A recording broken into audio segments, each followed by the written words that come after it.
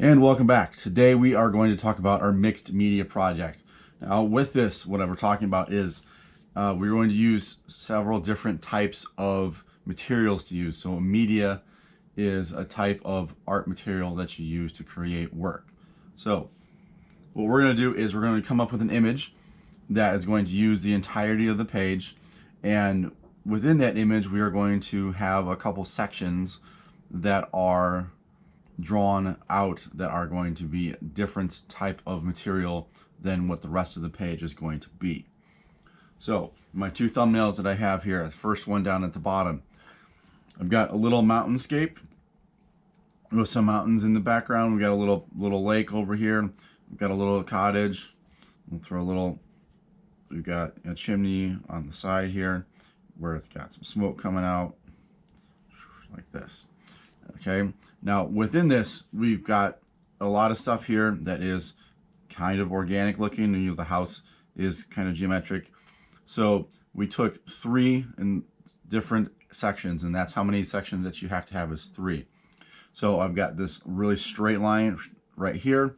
I've got a little bit smaller straight line that runs here, and then I have this little square section at the bottom. Ultimately, you want these different areas to be about a quarter of the overall shape of it. You know, it can be a little bit less, but it needs to be right around a quarter of it.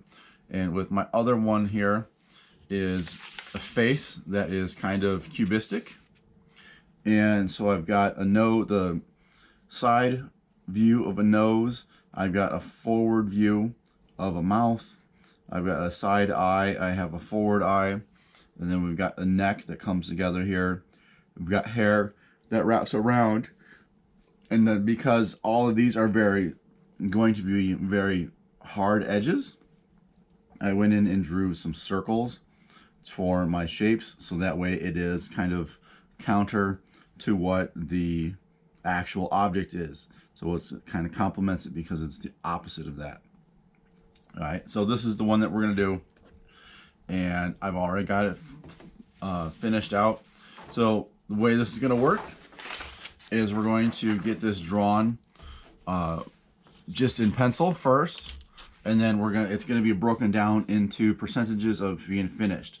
So we're going to get the line drawing is going to be the first step, and then we're going to go with color with the background. So the background is going to be done in 25% color, and then 50% color, and then 75% color, and then 100% color for what your primary shape is for your primary medium. And then we're going to go in and do the areas that you have sectioned off after that, and then that's going to be get one of them halfway done one day, and then get the rest of it done to finish it out.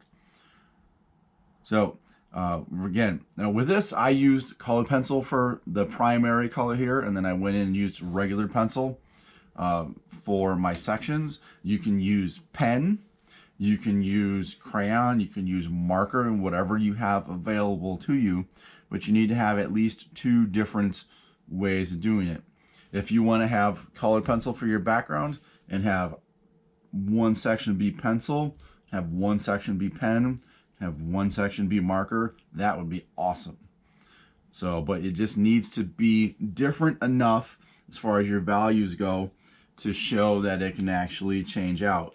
So with this, I went with a cool color for one side of the face, and went with a warm color for the other side of the face, and then I switched it around so the hair on the cool side is the warm colors, and then the hair on the warm side is the cool color. So it all makes sense as far as the colors back and forth, but I did the colors, made sure that they were bold enough to where I came in with my pencil that they were going to be different, and that's the way that we want it to stand out. So I've got green down here for the shirt. I'm going to come over here for a little bit lighter color, and then I've got this kind of aqua color for the background where there isn't anything. I think that's the only space where there isn't actually anything on the page.